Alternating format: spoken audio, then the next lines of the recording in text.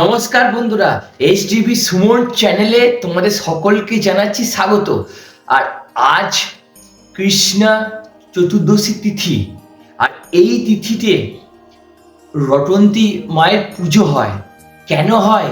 এই মায়ের পুজোর পিছনে আছে একটি ঘটনা এবং এই মায়ের পুজোর একটি বিশেষ মাহাত্ম্য আছে।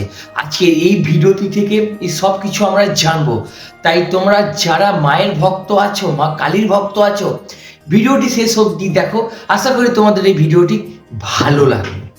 আজকে অমাবস্যাকে বীররাত্রি অমাবস্যা বলা হয়, কারণ আজকে বীরাচারী তান্ত্রিক বা বীরাচারী সাধকরা মায়ের উপাসনা করে।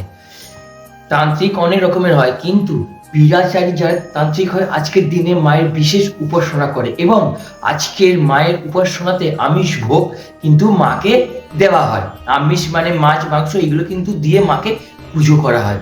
আর আজকের দিনে দেবী ছিন্নমস্তা ও দেবী বগলামুখীর আবির্ভাব হয়েছিল, তাই আজকের দিনটি অত্যন্ত অত্যন্ত গুরুত্বপূর্ণ। তো আমরা বিভিন্ন জায়গায় মন্দিরে, বিভিন্ন বিশেষ করে গ্রাম সাইডে আমরা দেখতে পাই রটন্তী মায়ের পুজো হচ্ছে, বিশেষ করে বনেদি বাড়ি বা কোনো জমিদার বাড়িতে। এবারে আমাদের মনে হয়তো প্রশ্ন আসতে পারে যে এটা যেহেতু বীরতান্ত্রিকদের পুজো, তাহলে বনেদি বাড়িতে কিভাবে পুজো হয়? তো দেখো, বনেদি বাড়ি মানে জমিদার বংশ এক প্রকার বলতে গেলে।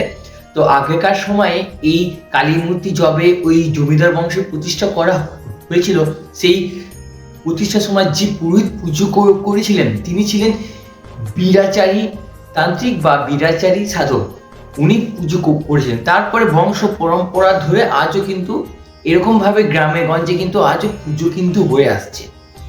তো আজকের দিনে তোমরা যারা মায়ের বেটারা আছো, মায়ের সন্তানরা আছো, মনে মনে শুধু জয় মা কালী বলে সাধনা করো, মাকে ডাকো, অন্তরে কিন্তু মায়ের দর্শনও পেতে পারো।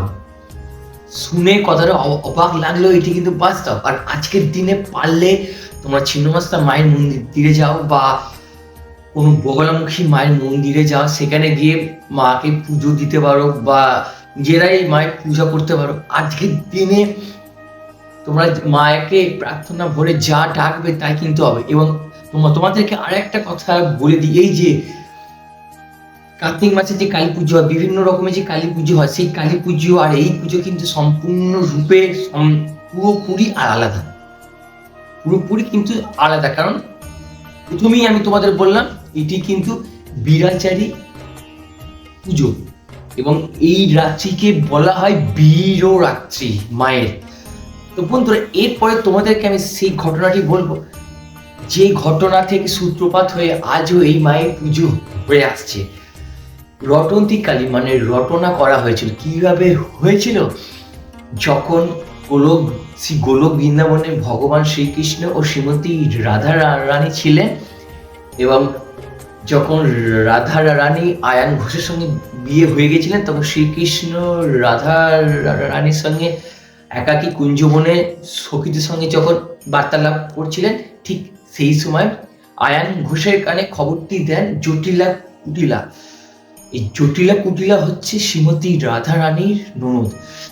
ওরা শ্রীকৃষ্ণকে দেখতে পারতো না, এবং আয়ান ঘোষও কিন্তু শ্রীকৃষ্ণকে দেখতে পারতাম। তো জটিলা কুটিলা গিয়ে সোজা খবরটা দেয় আয়ান ঘোষকে। এবার আয়ান ঘোষ দেখতে আসে রাধা রানীকে।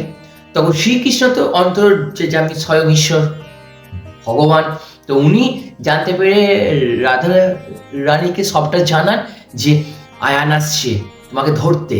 তখন রাধা রানী ভয় পেয়ে যায় যে তাহলে কি হবে। তখন শ্রীকৃষ্ণ বলে কোনো চিন্তা নেই। তখন শ্রীকৃষ্ণ কালী রূপ ধারণ করেছিলেন। ইয়াস বন্ধুরা, শ্রীকৃষ্ণ কালী রূপ ধারণ করেছিলেন। তখন আয়ান ঘোষ এসে দেখছেন শ্রীমতী রাধা রানী সমস্ত সখীরা মিলে সেই মা শ্রীমতী রাধা রানী এবং সখীরা মিলে কালী মায়ের পুজো করছে। সেই মায়ের নাম কি জানো? সেই মায়ের নাম হচ্ছে মায়ের রটন্তী। তারপরে সব জায়গাতে রটনা হয়ে যাচ্ছে আর রাধা রানী মায়ের পুজো করেছিল। তো তারপর থেকে ক্রমে ক্রমে কালের নিয়মে আজও সেই পুজো হয়ে আসছে রটন্তী কালী। তো বন্ধুরা, এই ছিল আজকের ভিডিও। এই ভিডিওটি ছোট্ট করা, কিন্তু এই ভিডিওটি তোমাদের কেমন লেগেছে আমাকে একটু জাস্ট কমেন্ট বক্সে জানাও। আশা করি তোমাদের ভালো লেগেছে।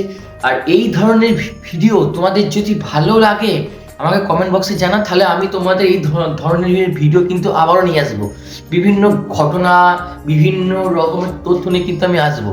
শুধু মা কালী কেন, মা কালী আর মা কালীর যে দশ মহাবিদ্যার যে রূপ আছে, তারপরে শ্রীকৃষ্ণের যে রূপ আছে, মহাদেবের যেসব লীলা আছে, সব কিছু নিয়ে কিন্তু আমি ভিডিও করব।